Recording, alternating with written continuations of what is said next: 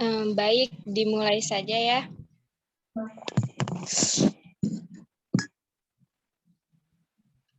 Assalamualaikum warahmatullahi wabarakatuh. Selamat malam teman-teman semuanya. Mohon maaf mengganggu waktunya. Kami dari kelompok 5 Hadis Tarbawi akan menjelaskan mengenai materi PKM yang kedua, yaitu tentang segala penyakit ada obatnya. Penyakit pasti ada obatnya. Pertama-tama, marilah kita panjatkan puji syukur kehadirat Allah Subhanahu wa Ta'ala karena telah memberikan rahmat kesehatan dan keselamatan sehingga kita dapat melaksanakan acara Zoom ini. Perkenalkan, nama saya Cici Hastuti sebagai moderator. Dan anggota kelompok saya yang pertama ada Ahmad Muhajir, yang kedua Alma Nafisa Jahira, yang ketiga Cindy Agustin, yang keempat Desi Nopalina, dan yang terakhir ada Dandi. Adapun susunan acara yang akan dilaksanakan pada acara Zoom kali ini yaitu yang pertama pembukaan, yang kedua sesi penyampaian atau penyajian materi, yang ketiga sesi tanya jawab, dan yang terakhir sesi penutup. Selanjutnya mengenai hadis dan terjemahan dari materi penyakit pasti ada obatnya yang akan disampaikan oleh sahabat Ahmad Muhajir. Kepadanya dipersilahkan.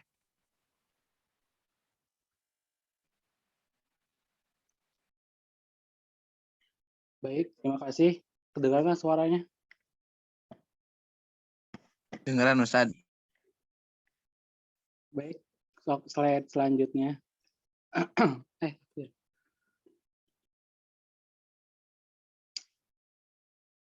Nah, di sini ada hadis tentang penyakit pasti ada obatnya yang berbunyi Hadatsana Harum nu Ma'rufi wa Abu Thahir wa Ahmad nu Isa qalu Hadatsana ibnu Wahbin ahbaroni Amru wa huwa ibnu Haris an Abdi Rabi bin Sa'id an Abi Jubair an Jabir an Rasulullah sallallahu alaihi wasallam annahu qala Fikul lidai dawa'u fa'iza usiba dawa'u da'i baru biiznillahi azza wa jalla. Yang artinya menceritakan kepada kami Muhammad bin Al-Musana menceritakan kepada telah menceritakan kepada kami Harun bin Ma'ruf dan Abu At-Thahir serta Ammar bin Isa. Mereka berkata, telah menceritakan kepada kami Ibnu Wahab, telah mengabarkan kepadaku Amru yaitu Ibnu Haris dari Abnu Robih bin Sa'id dari Abu Az-Zubair dari Jabir dari Rasulullah SAW, beliau bersabda, setiap penyakit pasti ada obatnya. Apabila ditemukan obat yang tepat untuk suatu penyakit, akan sembuhlah penyakit itu dengan izin Allah. Nah, ada juga hadis lain yang tentang penyakit ada obatnya. Hadatsana Muhammad bin Musanna, hadatsana Abu Ahmad Jubair, hadatsana Umar bin Sa'id bin Abi Husain, qala hadatsani atau ibnu Abi Rabaih an Abi Hurairah radhiyallahu an Nabi sallallahu alaihi wasallam qala ma anjalallahu da'a illa anjalalahu sifa. Telah menceritakan kepada kami Muhammad bin Al-Musanna telah menceritakan kepada Ahmad Az-Zubair menceritakan kepada kami Umar bin Sa'id bin Al-Husain. Dia berkata, telah menceritakan kepada atau bin Abi Robah dari Abu Hurairah radhiyallahu anhu dari Nabi sallallahu alaihi wasallam, Allah tidak menurunkan penyakit kecuali penyakit itu melainkan menurunkan obatnya juga. Nah, hadis yang tadi saya dijelaskan bahwasanya menurut Ibnu Qayyim Al-Jauziyah dalam kitabnya yang berjudul At-Talib An-Nabawi, hadis-hadis tersebut mengandung pengasahan terhadap adanya sebab, musabab, dan sanggahan terhadap orang yang menolak kenyataan tersebut. Ungkapan setiap penyakit pasti ada obatnya itu bersifat umum, karena itu termasuk di dalamnya penyakit-penyakit yang mematikan dan berbagai penyakit yang tidak bisa disembuhkan oleh dokter, karena belum ditemukan obatnya. Allah menciptakan obat-obat untuk menyembuhkan semua penyakit, namun pengetahuan terhadap obat-obat tersebut tidak disingkapkan di hadapan umat manusia. Nah, itu dari kata Ibnu Qayyim. Nah, sebab ilmu pengetahuan yang dimiliki oleh manusia hanya sebatas yang diajarkan Allah. Oleh karena itu, Rasulullah SAW mengatakan bahwa kesembuhan dari penyakit itu bergantung pada cocoknya obat dengan penyakit tersebut. Nah, karena setiap ciptaan Allah itu pasti ada lawan kebalikannya. Maka penyakit pasti juga ada lawan kebalikannya juga, yaitu obat yang menjadi lawan penyakit tersebut. Nah, semua hadis yang tadi dijelaskan bahwa hadis itu mengandung perintah untuk berobat. Berobat tidak hanya bertentangan dengan tawakal, sebagai halnya menolak rasa lapar, rasa dahaga, rasa panas, dan rasa dingin dengan hal-hal yang menjadi kebalikannya. Bahkan hakikat tauhid itu hanya sempurna dengan melakukan sebab musabab yang memang telah Allah jadikan sebagai hukum sebab akibat baik dalam ajaran syariatnya maupun menurut takdirnya, kata Ibnu Qayyim. Nah, Ibnu Qayyim juga menjelaskan hadis itu juga, hadis yang tadi di hadis 2 mengindikasikan batahan terhadap orang yang berobat, sebab ada pendapat kalau kesembuhan itu sudah ditakdirkan oleh Allah Subhanahu wa taala, maka berobatlah itu tidak ada gunanya. Kalau memang tidak ditakdirkan, berarti juga tidak ada gunanya. Nah, menurut Ibnu Qayyim, ungkapan yang Nabi yang tadi di atas, bahwa setiap penyakit pasti ada obatnya. Nah, di sini memberikan dorongan kepada orang-orang yang sakit dan juga dokter yang mengobatinya, selain juga mengandung anjuran untuk mencari obat dan menyelidiki sebab dia kenapa sakit. Nah, sebab kalau orang yang sakit sudah merasakan dirinya satu keyakinan bahwa ada obat yang akan menghilangkan sakitnya tersebut, dia akan bergantung pada ruh harapan, yaitu rasa panas dan dari keputusasaan dari akan berhasil ia diinginkan.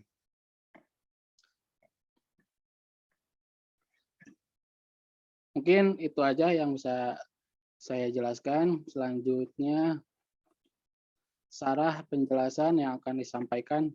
Saya kembalikan kepada moderator. Terima kasih kepada Ahmad Muhajir. Selanjutnya mengenai syarah atau penjelasan hadis yang akan disampaikan oleh sahabati Almanafisa dan Dandi. Kepadanya dipersilahkan.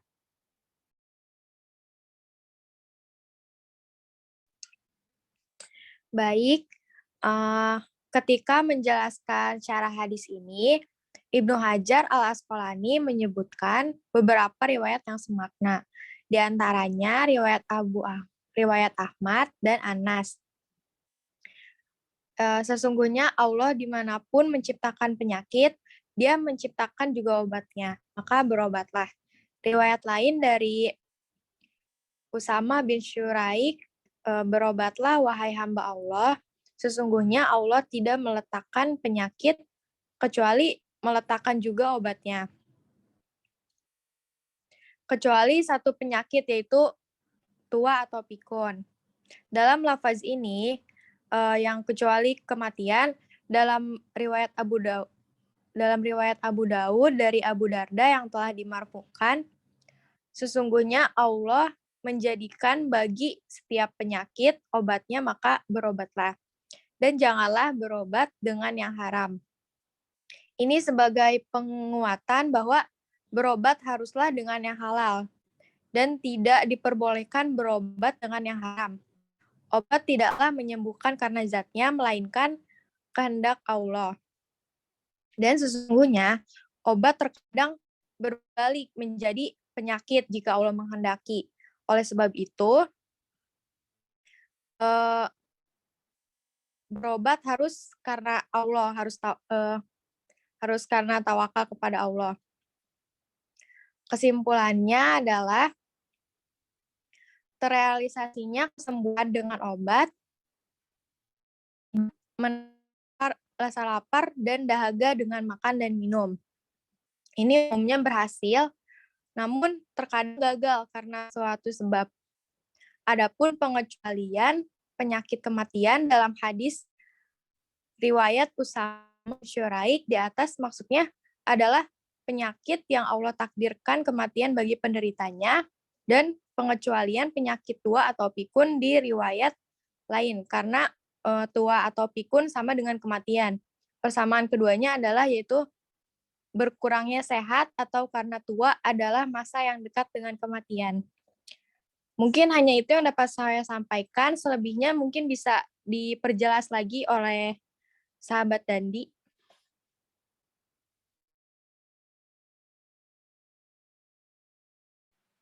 Baik, gimana moderator, langsung saja. Ya, langsung saja. Baik, terima kasih atas kesempatannya pada moderator. Baik, apa yang telah tadi dijelaskan mengenai tentang apa yang telah dijelaskan oleh Alma mengenai syarah, mungkin di sini Dandi sedikit memperjelaskan apa yang telah dijelaskan oleh Alma sekaligus tadi sama pertama sama Muhammad Muhajir.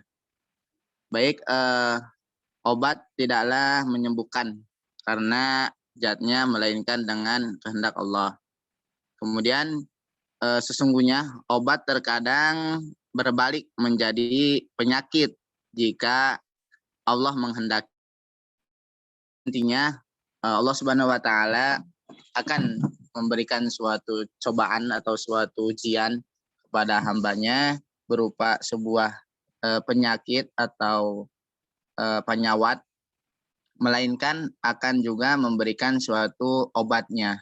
Nah, jadi sesuai dengan firman Allah Subhanahu wa taala di dalam Al-Qur'an, yaitu yang berbunyi A'udzubillahi minasyaitonirrajim. Bismillahirrahmanirrahim. Wa nunazzilu minal Qur'an ma huwa syifa. Yang artinya sungguh Allah telah menurunkan Al-Qur'an, tentunya tiada lain yaitu untuk obat. Tentunya buat orang-orang mukmin dan juga orang-orang yang memang bertakwa kepada Allah Subhanahu wa taala. Nah, secara garis besar bahwasannya Allah Subhanahu wa taala yaitu memberikan suatu keringanan ataupun suatu sumber di mana tentunya umat muslim harus percaya apabila diberikan suatu penyakit atau wabah, maka niscayalah Allah Subhanahu wa taala akan memberikan suatu obatnya.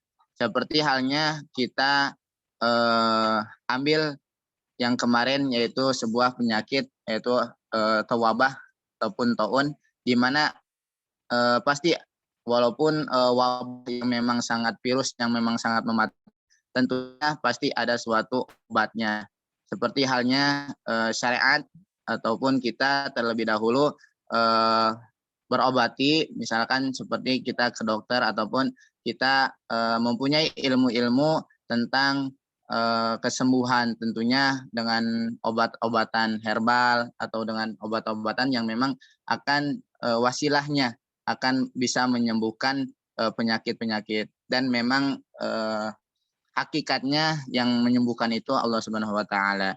Nah, kemudian kesimpulan adalah seperti halnya tadi yang telah dibilang sama Teh Alma, bahwasannya suatu penyakit di mana tiada mungkin dan tiada lain, pasti ada suatu kenyataan di mana akan ada kesembuhan, terkecuali yang tadi salah satu yang memang ada suatu penyakit ataupun suatu permasalahan atau ujian di mana penyakit tua. Nah, itu adalah salah satu hakikatnya suatu manusia, tentunya di mana setelah muda pasti akan menjadi tua dan tidak akan menjadi muda kembali. Nah, itu adalah penyakit yang memang sudah menjadi takdir kepada seorang hamba atau manusia yang memang telah ditakdirkan oleh Allah Subhanahu wa taala. Kecuali sakit di mana misalkan seperti halnya sakit perut ataupun sakit kepala dan sakit yang memang tentunya pasti ada obatnya, di mana selain kita sebagai manusia yang memang bukan hanya hakikat dan bukan hanya tarekat percaya kepada Allah, melainkan kita juga harus berusaha semaksimal mungkin dan sebisa mungkin untuk bisa sembuh dari sebuah penyakit. Selain kita percaya apa yang telah difirmankan oleh Allah Subhanahu wa taala, yaitu salah satu obatnya segala penyakit itu tentunya di dalam Al-Qur'an lah ada semuanya. Contoh misalkan ada hati yang galau, maka Allah memberikan suatu solusi, yaitu membaca Al-Qur'an. Kemudian adapun urusan-urusan yang memang misalkan tidak ada selesainya, maka berdoa dan sering-seringlah membaca Al-Qur'an. Kembalikan kepada Allah Subhanahu wa taala apabila kita sudah selesai dan apabila kita sudah berusaha semaksimal mungkin, dan Allah Subhanahu wa taala yang akan memberikan obatnya, yang akan memberikan penawarnya, dan akan memberikan suatu kesembuhan tentunya buat segala hal penyakit-penyakit yang diberikan kepada manusia. Tentunya hakikatnya Allah Subhanahu wa taala yang maha memberikan ujian, yang maha memberikan suatu penyakit dan juga maha menyembuhkan tentunya. Mungkin kurang lebihnya seperti itu mengenai tentang penjelasan syarah ataupun yang telah dijelaskan oleh Alma. Mungkin saya kembalikan, terima kasih, saya kembalikan kepada moderator. Baik, terima kasih kepada Alma dan Dandi yang sudah menjelaskan mengenai syarah atau penjelasan dari hadis. Selanjutnya, slide-nya, maaf, Muhajir. Selanjutnya yaitu yang ketiga mengenai jenis obat dalam hadis. Nah, mengenai materi yang jenis obat dalam hadis ini akan disampaikan oleh saya sendiri dan oleh sahabati Cindy Agustin. Yang pertama, ada sebuah hadis yang diriwayatkan oleh Imam Muslim, an Jabir bin Abdullah likulli da'in dawaun faida asabat dawa'ud da'wa baro'a biidnillahi azza wa jalla. Yang artinya, setiap penyakit pasti memiliki obat. Bila sebuah obat sesuai dengan penyakitnya, maka dia akan sembuh dengan seizin Allah Subhanahu wa taala. Hadis riwayat Muslim. Nah, sebagaimana tadi sudah disampaikan oleh Alma dan Dandi bahwa setiap penyakit itu ada obatnya. Nah, di sini saya akan menjelaskan mengenai obat-obat yang ada yang sudah dijelaskan dalam Al-Qur'an dan hadis mengenai khasiatnya. Karena atas isyaratkan atau atas diizinkan oleh Allah, maka semua penyakit itu pasti ada obatnya. Hadis di atas juga menjadi gambaran akan pentingnya dalam berikhtiar untuk mencari kesembuhan.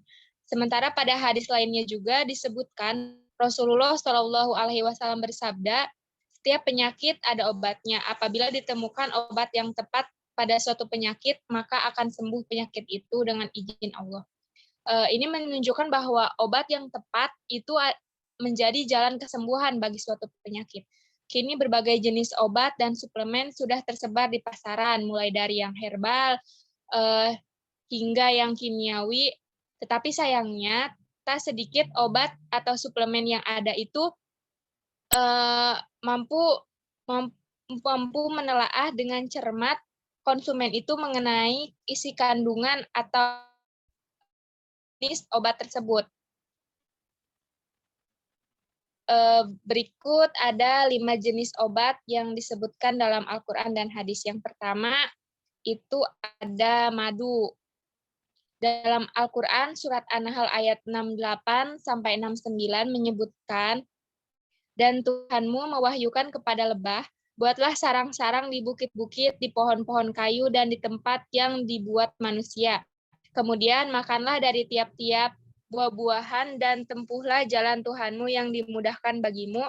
Dari perut lebah itu keluar minuman atau madu yang bermacam-macam warnanya. Di dalamnya terdapat obat yang menyembuhkan bagi manusia. Nah, ini dijelaskan bahwa madu dapat digunakan untuk mengobati beraneka macam penyakit, misalkan seperti tipes, penurunan fungsi usus dan lambung, liver kronis, impotensi umum, keracunan karena tertahannya air kencing, atau karena zat eksternal seperti yang selanjutnya yaitu ada kurma. Kurma sangat baik untuk dikonsumsi.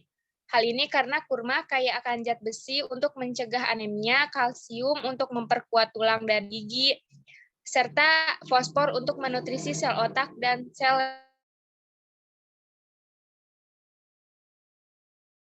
Alaihi Wasallam bersabda, barang siapa yang sarapan dengan 7 butir kurma setiap pagi, maka akan terhindar dari bahaya racun dan sihir. Lalu yang selanjutnya mengenai obat yang ada di dalam Al-Quran dan hadis akan dijelaskan oleh sahabati Cindy Agustin. Kepadanya dipersilahkan.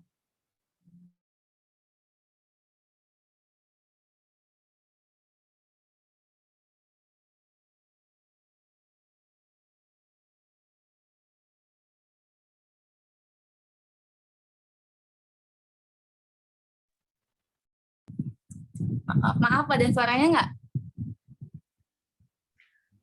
Ada. Kan nggak ada. Lanjut ya. Dari pembahasan Cici yang tadi, yang ketiga yaitu peliti. Peliti itu di dalam baca, dan kaca itu seakan-akan bintang yang bercahaya. Seperti mutiara yang dinyalakan dengan minyak dari pohon, yang berkahnya yaitu pohon zaitun yang tumbuh tidak di sebelah timur, sesuatu dan tidak pula di sebelah barat, yang minyaknya saya hampir-hampir menerangi walaupun tidak di CS An-Nur ayat 35. Imam Al-Qurtubi mengatakan, zaitun memiliki banyak manfaat terutama dalam bentuk ekstrak minyak.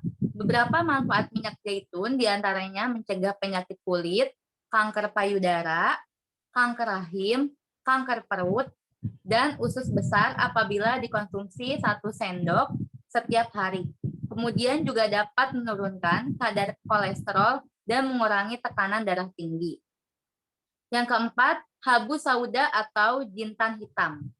Habu sauda atau jintan hitam memiliki banyak manfaat, seperti menguatkan sistem kekebalan tubuh, menetralisir racun hingga anti stres.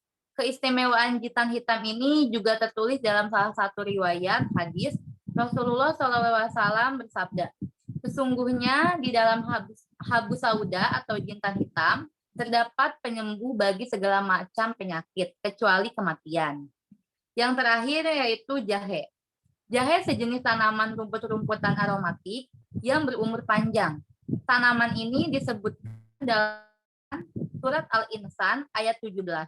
Di dalam surga itu mereka diberi minum segelas minuman yang campurannya adalah jahe. Jahe memiliki banyak khasiat, khususnya dalam mengobati organ pernapasan seperti asma, batuk, dan meluruhkan dahak. Selain itu, tanaman ini juga dipercaya dapat mengobati radang gusi dan mencegah karies, meredakan radang sendi akibat cuaca dingin, mengatasi impotensi, lemah syahwat, mengatasi radang anus akibat sembelit akut, memperkuat otot jantung, mencegah terjadinya pengumpulan darah, serta mencegah penyumbatan jantung dan otak. Terima kasih, saya kembalikan kepada moderator. Terima kasih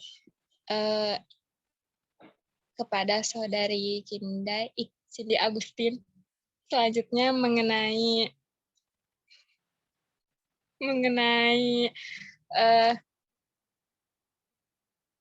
hikmah atau penjelasan yang akan dijelaskan oleh Saudari Desi Nopalina. Kepadanya dipersilahkan. Baik, terima kasih kepada moderator yang telah mempersilahkan saya untuk menjelaskan. Selanjutnya saya akan memaparkan materi mengenai pelajaran yang dipetik dari pemaparan materi sebelumnya. Tadi pasti sahabat-sahabat sekalian sudah mendengarkan mengenai hadis yang dimana semua penyakit itu pasti ada obatnya. Terus tadi sudah dijelaskan juga tentang hadisnya mengenai penyakit pasti ada obatnya, dan juga jenis-jenis obat yang terkandung di dalam Al-Quran itu ada 5.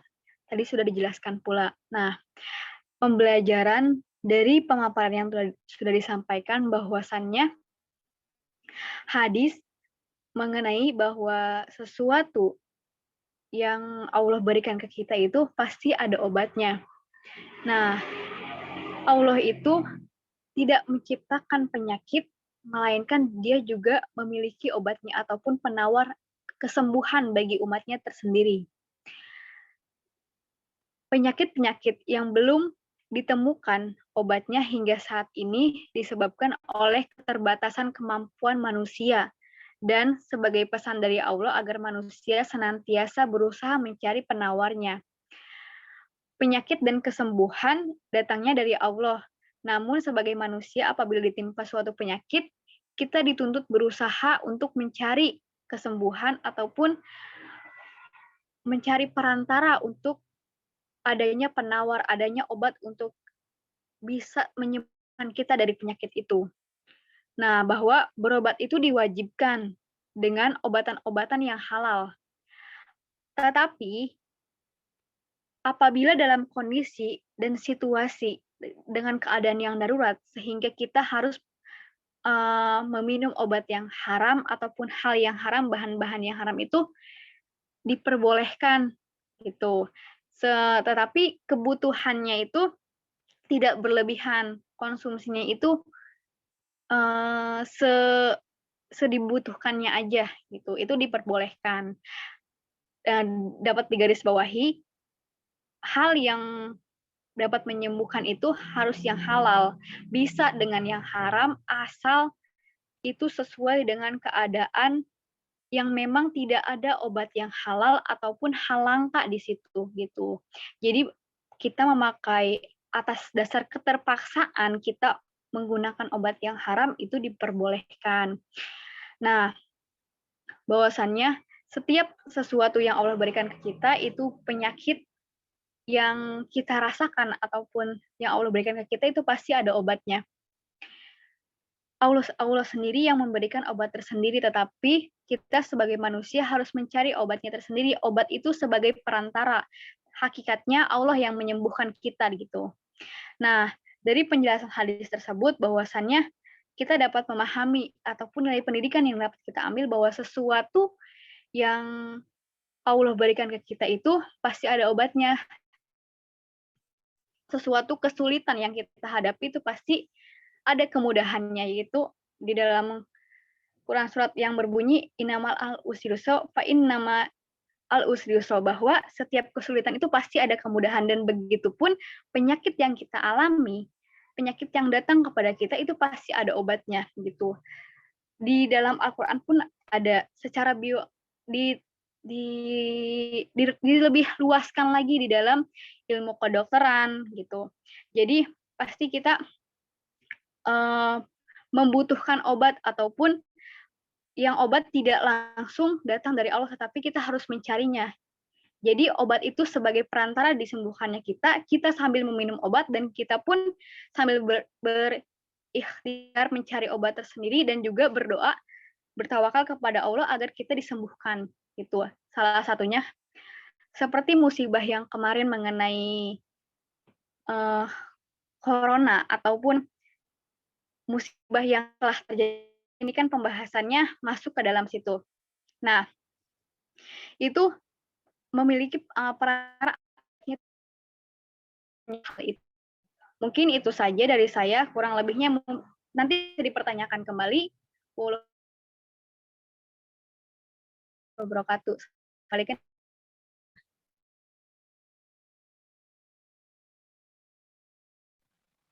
Iya, terima kasih kepada sahabat Desi Nopalina yang sudah menjelaskan mengenai nilai pendidikan atau pelajaran dipetik dari hadis. Mungkin untuk sesi pertanyaan, ini sudah habis, kita dari Oke. Berarti ini keluar dulu untuk sesi pertanyaan dan kesimpulan. Ayo Rin. Dipoto dulu aja. Ayo on-cam. Mas Cindai on cam.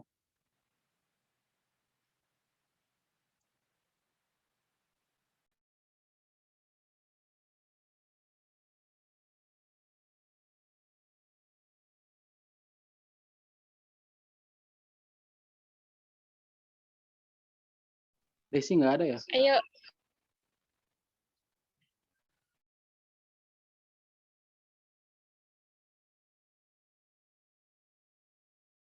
Karunya Mas Cindai cangkelen. Ya udah keluar dulu Desinya udah keluar duluan kali ya. Ayo tuh. Si Desinya nggak ada. Saredang. Desi, masuk.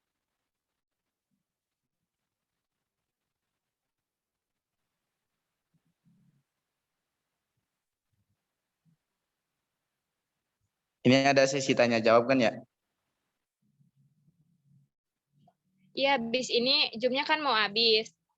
Nah, keluar dulu Zoom baru, sesi pertanyaan gitu. Desi udah ada belum?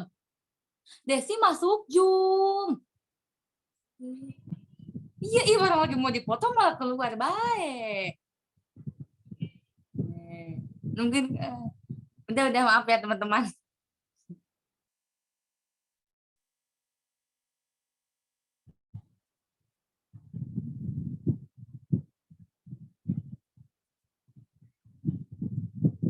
Ganti Cici Ewo.